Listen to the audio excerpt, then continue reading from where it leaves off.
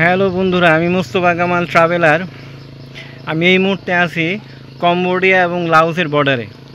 এই যে এই পাশটা হচ্ছে কম্বোডিয়া। আমি এখন 0 পয়েন্টে আছি।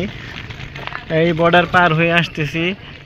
এই যে এখন হাইটে হাইটে লাওস যাচ্ছে। এই যে সামনের যে গেটটা দেখা যাচ্ছে, এইটাই হচ্ছে লাওস বর্ডার।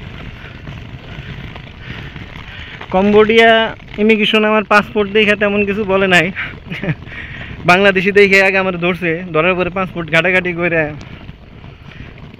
দেখে যে আর কিছু বলা যাবো না, এর অনেক ট্রাভেল করা নতুন না। পরে আমার ইমিগ্রেশন দ্বারা করাই দিছে। ইমিগ্রেশন দ্বারা ছবি টবি তুলছে। পরে প্রথম একটা গেট আছে, ওইখানে পুলিশ আমার কাছে টাকা চাইছিল।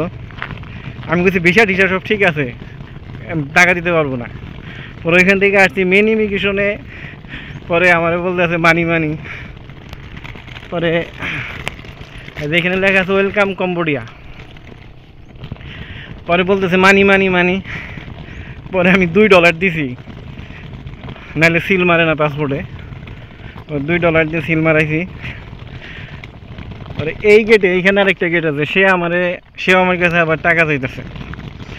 পরে আমি তাদের বাসায় বলছি, ভাই কেমন আছো, আমি তোমার ভালোবাসি, অমুক তমুক কয়েকটা ওয়ার্ডস কই দিছে। আইসা দিছে।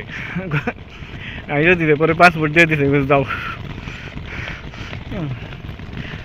এইটা হইতেছে লাওস, আর এই পেছন হইতেছে কম্বোডিয়া।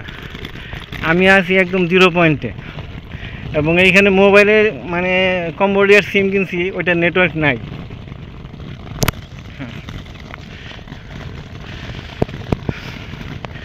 আমাদের দুর্ভাগ্য, প্রচুর ফরেনার যাতায়াত করে এই রোড দিয়া, তাদেরকে কিছু বলে না, ঘাটায় না। বাংলাদেশি পাসপোর্ট দেখলেই ঝামেলা করে।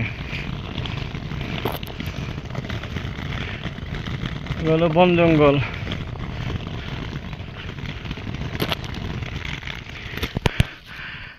আচ্ছা বন্ধুরা, সবাইকে কম্বোডিয়া এবং লাওসের বর্ডার দেখালাম। কেমন লাগলো অবশ্যই লাইক কমেন্টে জানাবেন।